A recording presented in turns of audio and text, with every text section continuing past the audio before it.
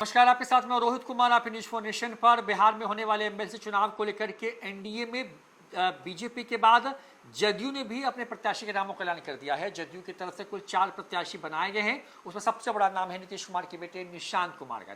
नीतीश कुमार भी लंबे अरसे तक जो है एमएलसी के तौर पर ही बिहार की राजनीति करते रहे, जब तक वो मुख्यमंत्री बिहार में रहे।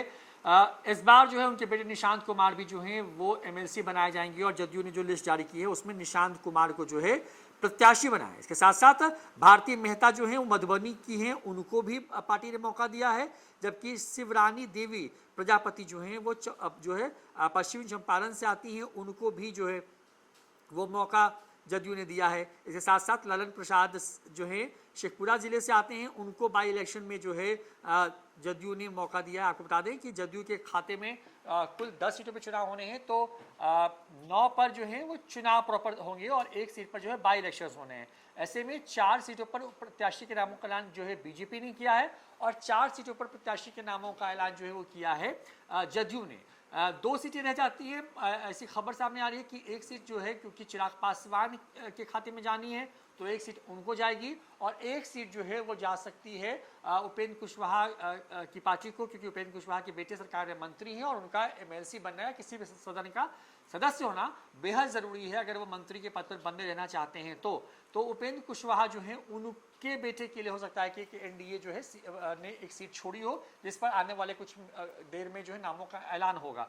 बड़ी बात यह है कि निशांत कुमार को एक तरफ जहां जदयू ने उम्मीदवार बनाया, क्योंकि पहले से तय भी था कि क्योंकि हालांकि ये भी खबर थी कि हो सकता है कि हर 9 विधानसभा सीट पर जो मौजूदा विधायक थे वो निशांत के लिए अपनी सीट छोड़ दे, वहां पे बाई इलेक्शन हो और उसके बाद जो है बाई इलेक्शन के बाद जो है वहां पर चुनाव हो और उन चुनावों के बाद ऐसा हो सकता है कि जो है उस सीट से निशांत चुनाव लड़े। लेकिन इन तमाम तरह की जो अटकलें थी उस पर विराम लग गया है और अब खबर जो है वो सामने ये आ रही है कि जो निशांत कुमार हैं वो एमएलसी के प्रत्याशी बनाए गए जदयू की तरफ से। इसके साथ साथ अगर बात करें तो नाम जो है वो सामने आया है ललन प्रसाद का, जो कि बाई इलेक्शन जिस सीट पर हो रही है उसके प्रत्याशी होंगे, जबकि शिवरानी देवी प्रजापति और भारती मेहता जो हैं इन दोनों को भी जो है प्रत्याशी बनाया है जदयू ने।